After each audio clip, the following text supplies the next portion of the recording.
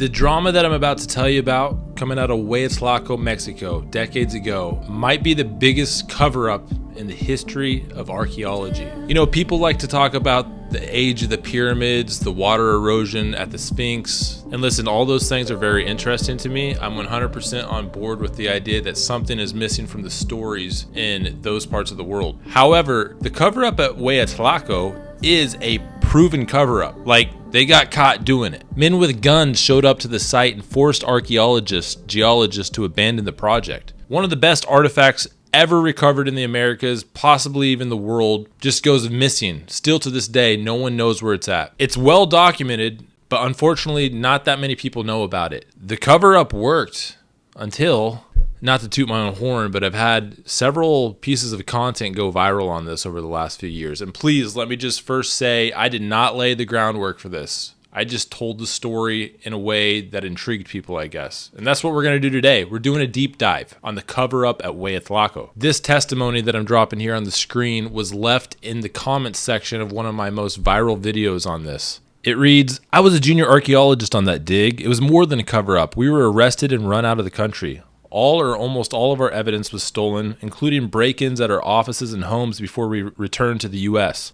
This is a true story that should not be forgotten." The discoveries that was coming out of Hueyatlaco could rewrite history. Some of the artifacts were dated to be so old that it challenges every single paradigm we have about the history of migrations to the Americas, and really the age of humanity in the Americas itself. When did people come to the Americas? I was in Mexico several years ago when I first read about this, and I happened to be in the area and actually went and found some of these sites in a place near Puebla, Mexico. So some of the footage you're going to see in this video comes from me actually on scene, interviewing locals that actually remembered some of the archaeologists that we're going to talk about in this video. If I ever do venture into the realm of speculation, I'm going to let you know, but I'm really just sticking to the facts. I'm just going to tell you the story of what happened because it is documented.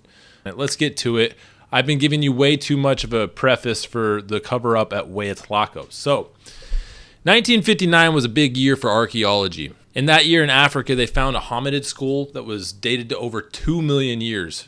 It was the biggest headline-grabbing thing of the decade for archaeology. But that same year, in a remote site in Mexico, Puebla, Mexico, a young amateur archaeologist named Juan Armento Camacho found a bone, a very fossilized old bone that appeared to have scratchings in it. And upon closer examination, it was actually artwork of a hunting scene. After consulting with some professional archaeologists and geologists, it was quickly revealed that this was done on something called green bone, which means it would have happened soon after the death. That means, since this was fossilized, that this was at least 10,000 years old. And that was a big deal at the time. And that's just at least 10,000 years old. At the time, the prevailing belief was that people didn't really get to the Americas until about 12,000 years ago.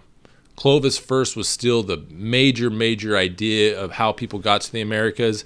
And even then, it was, for whatever reason, they were still only saying 12,000 years. We know now that's not true. People have been in the Americas for at least 22,000 years. And then what you're going to find out later in this video, possibly way longer. So this artifact, it was even displayed at the Smithsonian. It was in major magazine publications. They didn't exactly try to hide it right away. And then it vanished. And still to this day, nobody knows where this is. Fast forward to the 1960s, and there's a prestigious archaeologist that worked at the Denver Museum named Dr. Hannah Marie Wormington.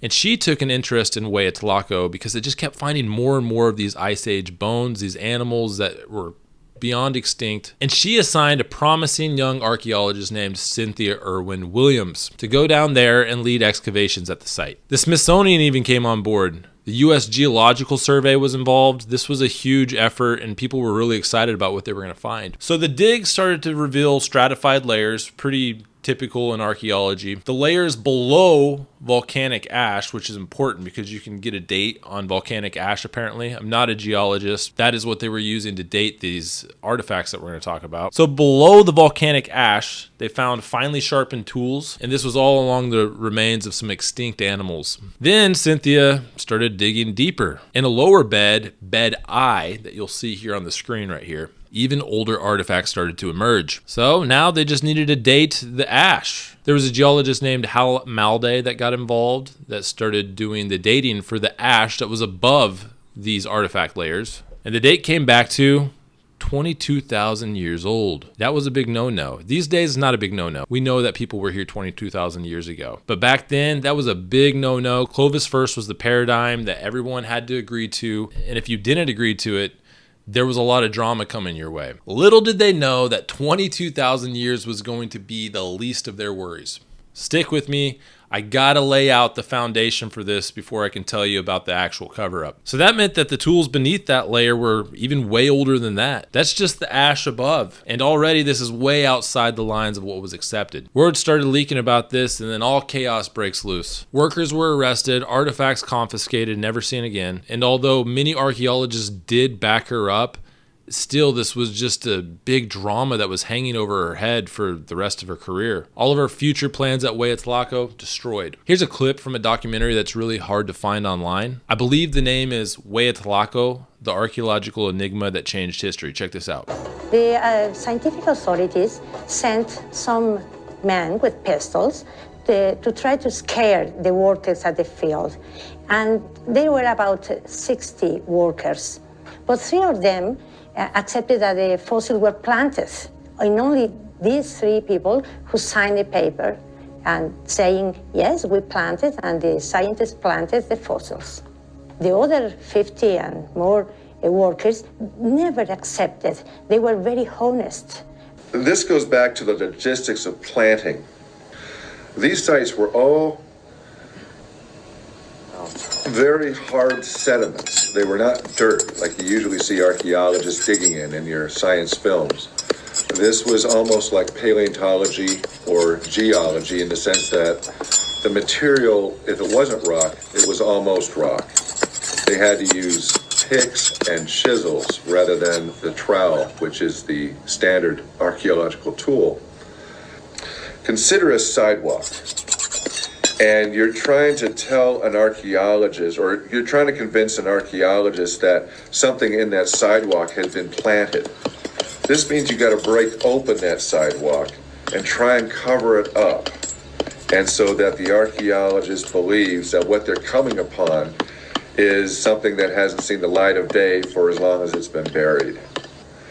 Having worked down there last year and experienced the density and the hardness of the sediments, both the Mexican archaeologists and myself agreed there's just no way you could plant artifacts in this material and hope to get away with it. Fast forward a decade in the 1970s and things got even more interesting. Geologist Barney Szabo and Virginia Steen McIntyre returned with new dating methods. This time they're using uranium series dating. And the results, the ash above the layers of artifacts was now coming back between 250,000 and 800,000 years old. And that's a wide range, but at minimum, according to their dating methods, 250,000 years old. That's the layer above the artifacts. If that's true, that just changes everything. That changes more than what we know about the Americas. That changes what we know about the world, humanity. But that day, nah, that's completely unacceptable to the establishment. Virginia's funding was cut. She reported being harassed, and eventually she lost work over this, all for just reporting the data that came back. 3 decades later, in 2001, there was a geologist named Marshall Payne,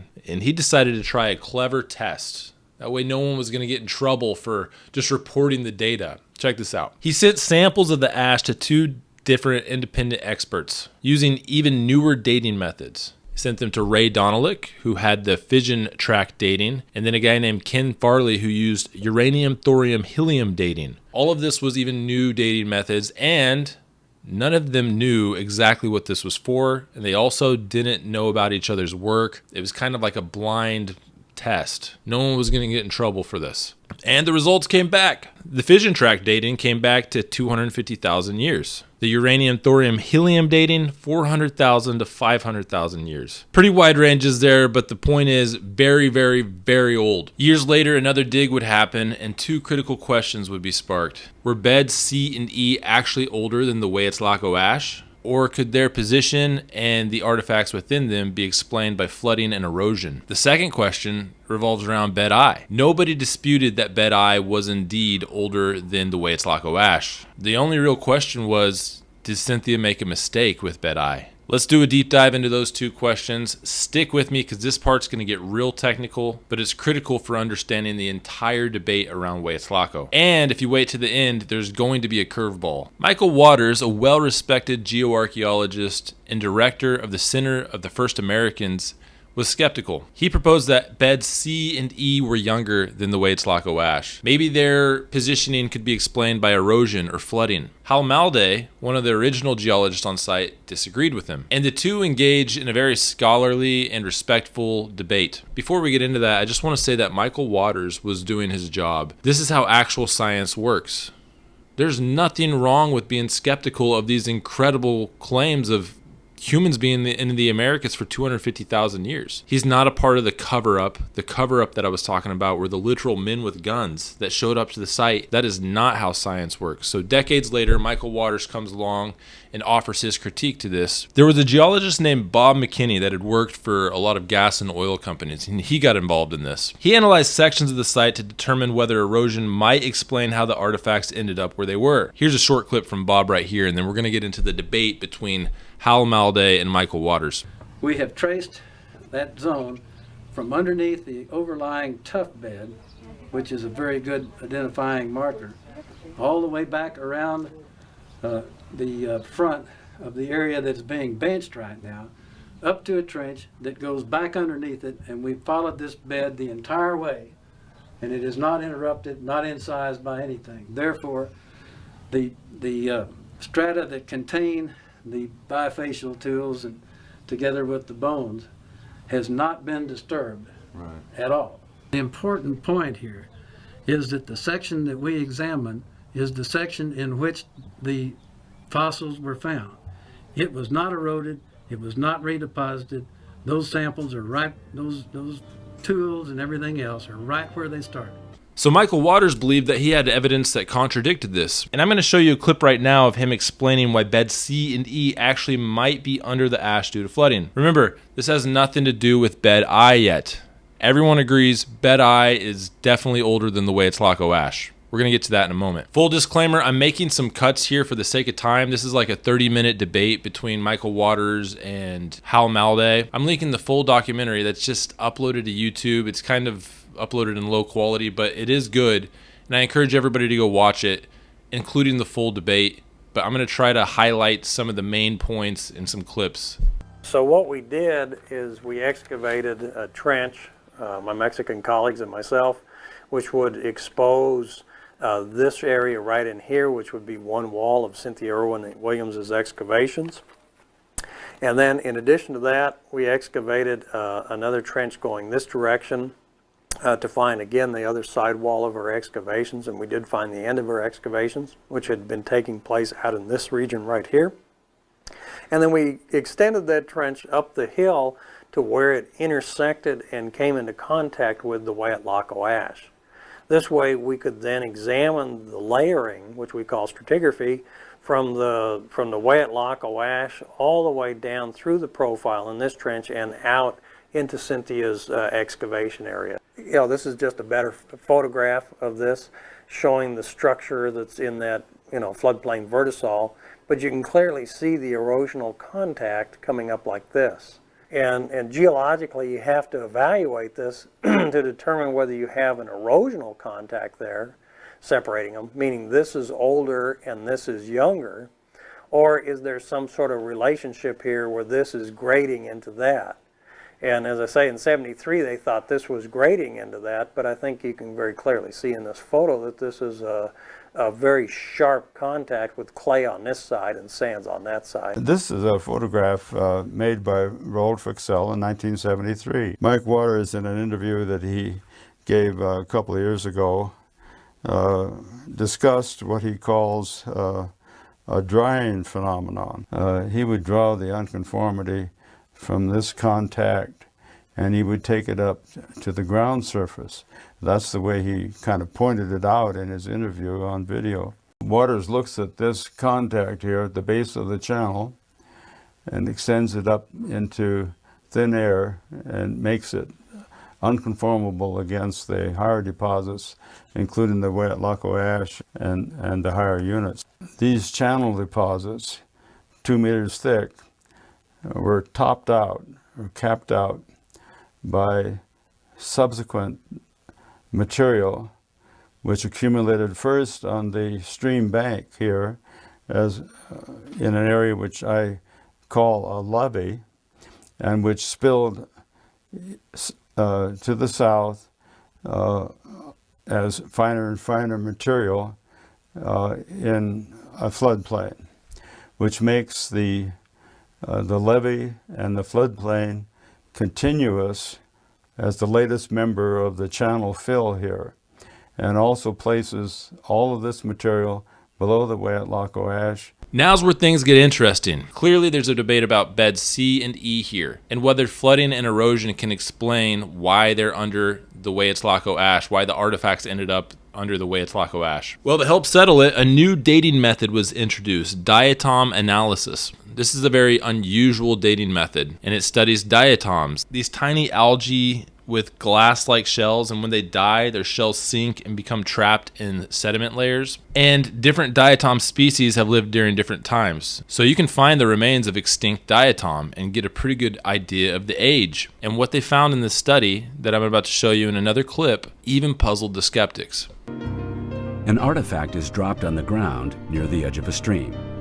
The water level rises, surrounding the artifact with living diatoms. When the diatoms die, they sink to the bottom and become part of the sediment. Over time, the sediment builds and covers the artifact. This process is repeated and new beds are formed, each containing unique communities of diatoms. Long after the water has receded, geologists can determine the age of the various strata by analyzing the diatoms which are present. Sam has dated the layer that we find the artifacts in with diatoms.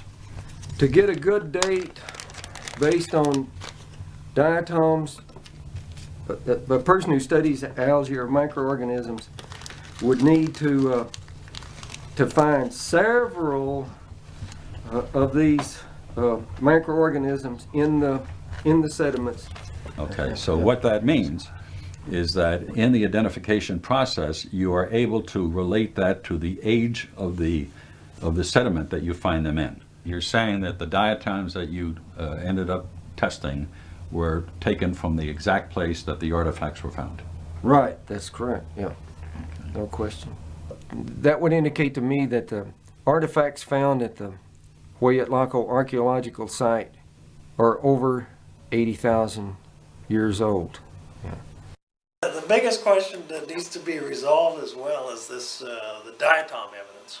Yeah. Because Sam Van Landingham, who I've never met, has examined the diatom assemblages from, below the unconformity and also above the unconformity. Yeah. And he finds no difference between the diatoms here and the diatoms over here. Yep. So according to the diatom science, the diatoms found in bed C and E were at least 80,000 years old. At least. That's just when they went extinct. Could be possibly way older. So now you have the dating of the Hueyatlaco ash with 3 different dating methods showing 100,000, 250,000 plus years old. And then the sugar on top is the diatom science. As for bed I, no one disputes that this is older than the Hueyatlaco ash. But did Cynthia make a mistake? Remember, bed I is completely separate from bed C and E.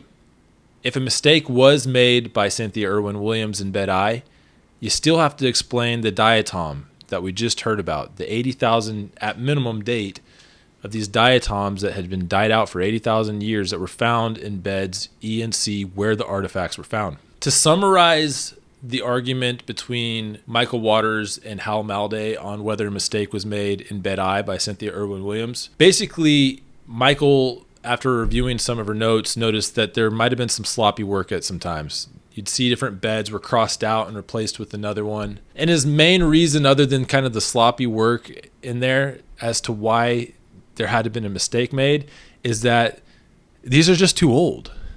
This doesn't make sense. Artifacts, 250,000 years minimum.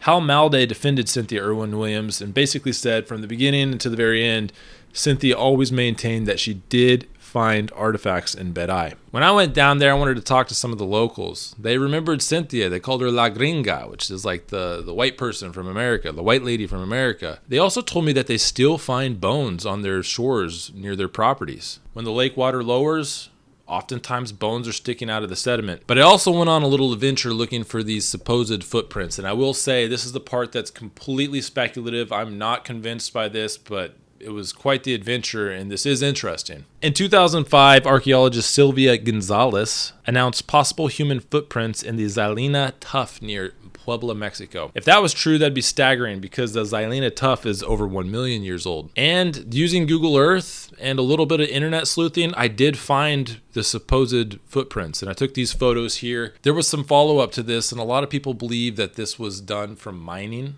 and that this was pick marks from modern quarrying. So it could just be a misidentification, but at one point, and some of these photos are interesting, at one point people were thinking these were footprints. This isn't the only site in the Americas that exceeds some of the accepted dates. In Brazil, there's rock art. This is at Serra de Capoeira National Park. I really want to go there. It's on my list. Also in San Diego in 1992, archaeologists discovered a mastodon bone that had been broken in a way which seemed to indicate that someone was extracting marrow from it. This became controversial because it was dated to 130,000 years old. And then one of the most recently accepted finds is the 22,000-year-old footprints at White Sands, New Mexico. As for Hueyatlaco, the only way to find out what happened there is another independent excavation. Unfortunately, there doesn't seem to be that much interest in going back there. Of course, this takes a lot of time, money, effort, people, but pretty big discovery. You think that funding would be lining up to go do another excavation at that site. Y'all can tell me what you think in the comments. I'm sticking to the story on this one because this is a proven cover-up.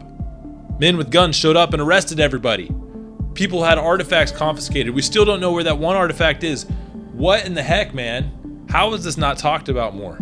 If you're enjoying these videos, please like and subscribe, ring the notification bell. It really helps my channel. I also do small group tours. I'm doing a group tour to the Amazon here soon with Luke Caverns, who was just on the Joe Rogan podcast. He's a buddy of mine. We both love the Americas. We're going down to Colombia to see the La Lindosa pictographs. Some of the dating out of there for some of the oldest pictographs is coming back to 12,600 years ago, just after the Younger Dryas, or really right around the same time, where just the temperatures just fell off the cliff. There's Ice Age animals that are supposedly on the wall.